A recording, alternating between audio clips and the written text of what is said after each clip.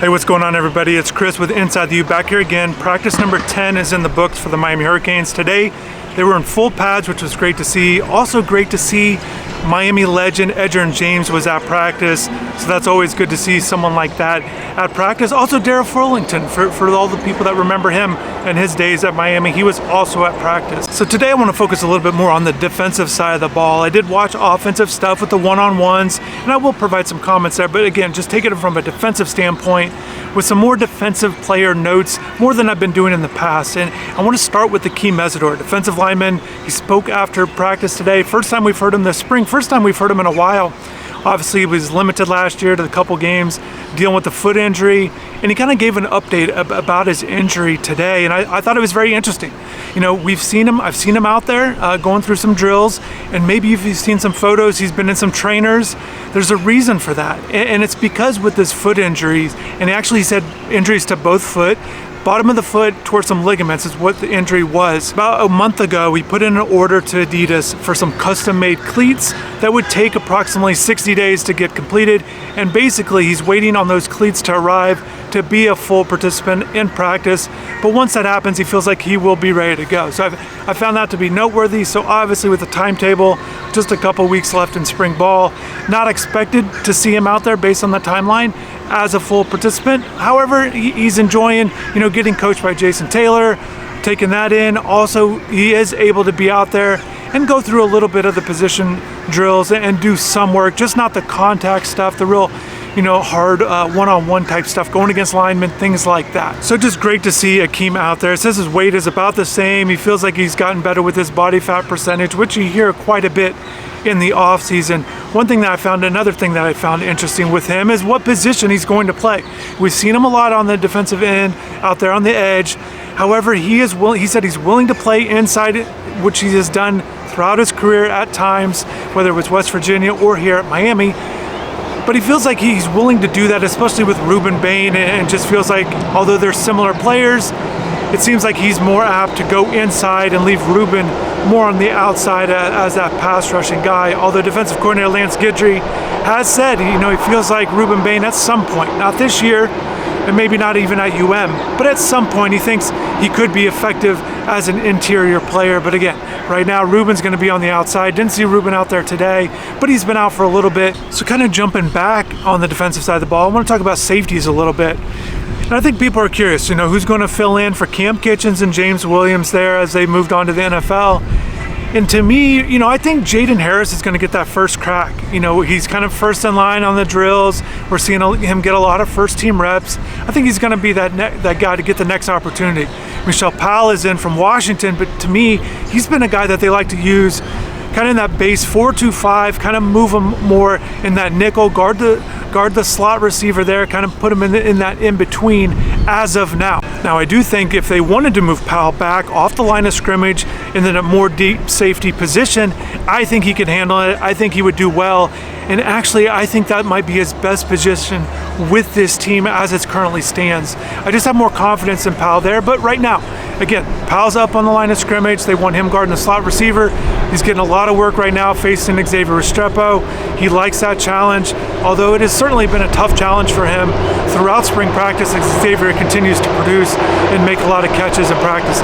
And if Jaden Harris is at one safety position currently, I think Savion Riley kind of has the edge. I think, to me, maybe that second safety back there. I think Markeith Williams is a guy that's really trying to work himself in there, maybe earn himself a spot, as a starting safety back there. And certainly another guy to pay attention to is freshman Zaquan Patterson, a guy with a lot of talent coming in.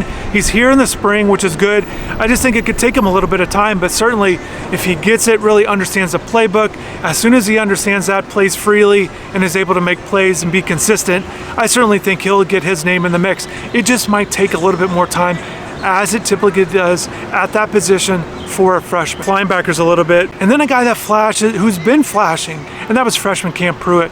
Goes by Bobby, but he's a guy that flashed today in a drill, so you definitely got to stay tuned to that. He made some nice hits, just some basic tackling drills, but you saw the impact that he can make. Like I said, he's continued to impress during the spring. One of these new guys where a lot of people feel like he can contribute in some sort of way in his first year. So definitely pay attention to him. Another defensive guy that I think maybe could find himself having a role in his first year at Miami and that's defensive end Marquise Lightfoot. And I think when you look at it, like, yes, there are a lot of guys at his position. It's tough to earn a lot of playing time, you know, and even a guy like Jaden Wayne, you know, coming into year 2, he'll be a guy that Marquise has to beat out. But there was something that stood out today. I thought Marquise looked well, did a good job in drills, in a position drills there at the defensive end spot. But there was something that I saw today that made me think that maybe he could have even a bigger role, and that was because he was one of the guys, a lot of guys are used like this, but it was one of the guys used on special teams as a blocker on that first line of blocking. And if he can really establish himself of having a role on any of the position, whether it's any of the units on special teams, then maybe he's a guy that can earn himself a role, maybe in a limited capacity, maybe not the role that he envisions himself having, you know, on the base defense. But if he can find himself having a role on a special teams unit, whether it's a blocker or any of them, whether it's a coverage or anything like that, I think that could really help him out. And I think just paying attention to where they can move Lightfoot and just his versatility with his athleticism, I think will be something to watch for. Again, for him though, the key is obviously making plays on defense will certainly be important. And I think he can too. I think he can do that. It's just a matter of getting the reps and then getting the opportunities, which might not happen just because of the other guys on the team. But that's what spring is for. That's what the off-season, summer workouts are for, really work himself into a position. And as he gets into fall camp, he could put himself into a position to have that opportunity. So definitely, I like what I've seen so far out of Marquise. Obviously, I liked his tape from what I saw at the high school level. I think he's bringing a lot of athleticism, a good twitch, a guy that did make plays at the high school level, did finish plays with sacks and tackles for loss, which is what you want to see. And I think it's just interesting to kind of see how it's going to translate here at the next level. Before I move along to one-on-ones, another freshman, young defensive player that I saw just kind of made a nice play today. It was on an inside run, and Darius Hayes kind of stepped up and did a good job kind of plugging the gap, making a tackle right when you see Darius, and I saw him at the Under Armour practices. But he stands out literally with his size, but it's just good to see him kind of fit the gap and make a nice tackle. So just a good little flash out of Darius today. All right, let's get into some one-on-ones again. As you know, we go 4 reps from the 40 with each quarterback, moving it inside the 10 to kind of wrap up some 2v2 action here. But just some one-on-one stuff. I do want to point this out. So it obviously starts with Cam Ward. You know, speaking of Cam Ward, Cam McCormick spoke after practice, tight end, you know, back again for another year at Miami. And he actually played against Cam when he was at Oregon and Cam Ward was at Washington State. McCormick had a touchdown in that game, a wild game, 44-41. So I asked McCormick about it after practice, just his thoughts either from that game or what he thought of Cam Ward from playing against him and kind of seeing him in action. He didn't give a lot of details, although he did say he's just, you know, he's a guy, Cam Ward's a guy that makes plays, and he's just glad that he's on his team right now, and gave a good smile about that. Okay, one-on-ones, let's get into it. Daryl Porter obviously starts it out every time with the one-on-ones, going against Isaiah Horton. Horton had a short catch, but I thought Porter had good coverage on this play, and I think, you know, I think quietly Daryl Porter's having a good spring. You know, I think there's times he can get beat, but nothing over dramatic, and it's nothing like where you see him get beat play after play after play. I think he kind of goes back and forth on these one-on-ones. He makes some good plays, some tight coverage, makes it tough on the receivers. I think he's having a good spring, and certainly a guy going into it the way it looks. He's Miami's top cornerback going into this 2024 season. Second rep, Michelle Powell going against Restrepo. And this is where I want to see Restrepo do more. We're seeing him kind of make a lot of different catches, but this one was just a nice, about an 8-yard out, had a catch there. Powell was there, but just Xavier made a good catch as we've seen. And then the third rep, we're seeing Jaden Harris going against Elijah Arroyo. You know, I think Jaden does a pretty good job for the most part of sticking with Elijah.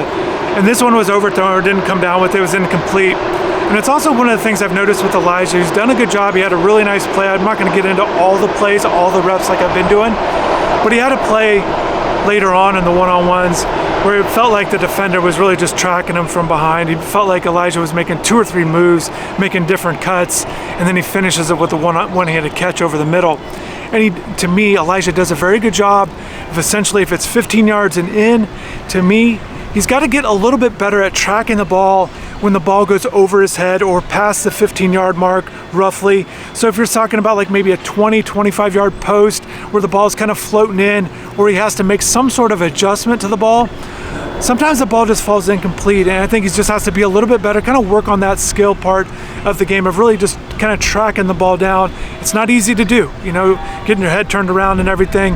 I just think that's something that I've noticed from Arroyo that I think is going to be something that he'll continue to work on, you know, kind of complete the catch, come down with those nice 25-yard gains when they are presented after he makes a good route run, you know, a good run in the route, you know, getting his defender off balance or just creating separation, just kind of completing the play and doing everything he can to kind of get that big play to finish it off. You know, a couple corners here as we're talking about it that I had a good couple reps. Jadis Richard doing a good job on again, tight coverage, going through drills, watched him do some drills earlier, but again, doing that one-on-one stuff and providing tight coverage. I thought Demetrius Freeney, a guy that not many people are counting on to have a huge role this year, but I thought he had a good couple reps on some one-on-one action there. Again, give us up a catch, but it felt like it was a short catch, giving it up to Shamar Kirk, but just that he was in the vicinity, which you like to see. You don't want to get beat completely where they're running in a lot of free space. And now this next rep, you had to be watching closely, because if you weren't watching closely, you look up and you see Ray Joseph caught a 40-yard touchdown pass from Reese Poffenbarger. However, he did push off on that play on Markeith Williams, who had tight coverage. Not only did he push off to get the catch, the official, they do have officials out of practice, typically every practice, called it, threw the flag, offensive pass interference, and certainly the defensive staff was happy to see that. Even in practice, you don't see that very often. So good coverage out of Markeith Williams there. As I mentioned earlier, he's a guy just trying to earn himself a role, really battle for a top spot there in the secondary. Now this play was a penalty on the defense, as Zaquan Patterson was flagged for the penalty on Riley Williams, who made a really nice catch about 10 to 15 yards and out on the sideline. He caught the ball and drew the penalty. Really good moment for Riley there. It was really impressive. I was right there on the sideline, so to be able to see the route, really work off that, you know, kind of seeing the contact, but not giving up on the play. You know, he doesn't know every time if a flag is going to be called, and it's up to the wide receiver to complete the play, and he did a good job there. And then walk-on Miles Muyong, I mentioned him quite a bit because he's getting that matchup against Nikar quite a bit, and Miles goes up against Robert Stafford later and had a nice pass breakup, but on this play, Nikar, again, a 40-yard touchdown catch. You know, he's really just coming down with these plays. A really nice, essentially like a low catch, a basket catch almost, right there at the end zone. And he just had, you know, as I talked about Elijah on some tracking things, Nikar is great at it. He's much better at that than he is at necessarily out of his breaks. I thought later on, you know, kind of working on some 2v2 type plays in the red zone inside the 5.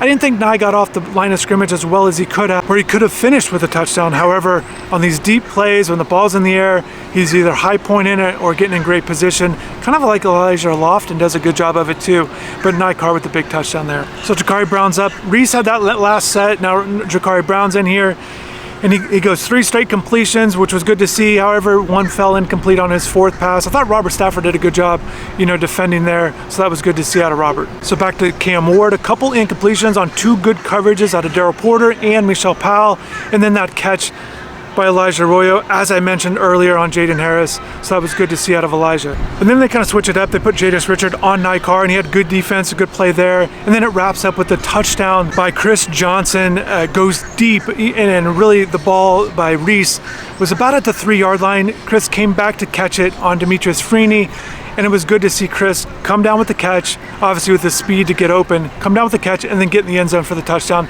And that wrapped it up with from the 40, the one-on-ones there. And it's good to see Chris kind of move around in some, either it's just one-on-one stuff, but just to see him with some pass-catching stuff. And we've seen him obviously in the drills where they're doing swing passes and really trying to get the ball to the running backs. But I just think finding ways to get Chris involved, and I want to stick more with Chris because he was one of the guys, one of the 4 primary guys that took reps as a kick returner as they worked on that drill. And he was the first guy to receive the first kickoff. So maybe right now he could be in the lead if you're looking into that in terms of who's leading, who the coaches are thinking about right now to handle that responsibility. The other 3 guys were Robbie Washington, JoJo Trader, and then Robert Stafford, who fielded kicks. And then they did have partners on the side of them, so those guys could also field the kick, obviously, but I didn't see them actually field the kickoff. And that was Chris Wheatley-Humphrey and then also Shamar Kirk. So just kind of switching gears a little bit of some special team stuff. They are working on returns that we've seen. Also, they've been working on maybe some pump blocking drills as well, as we've seen them do that also. And just wrapping it up on this red zone, again, saw Xavier Restrepo make a nice touchdown catch inside the 5. Did a good job of getting open, as I've mentioned quite a bit. And then also just kind of wrapping up, maybe another good play by the defense, give them some credit.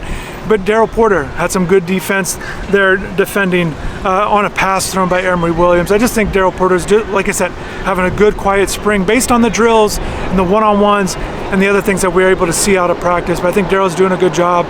So that's just some touching on defense a little bit. Didn't get to everybody. You know, CJ Clark is a guy I'm very intrigued by.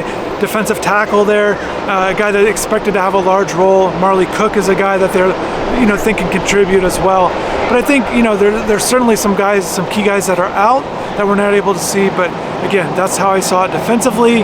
Stay tuned for the drills. I'm going to continue to post those as well, and drop in the comments below. Let me know what you think. Who am I not mentioning nearly enough that you want to hear more of? Definitely do that. Thanks for watching. I appreciate all your support. It's a huge help in being able to do these videos. Hopefully you still enjoy them. Thanks for watching. Hopefully you have a good rest of the day, and take care.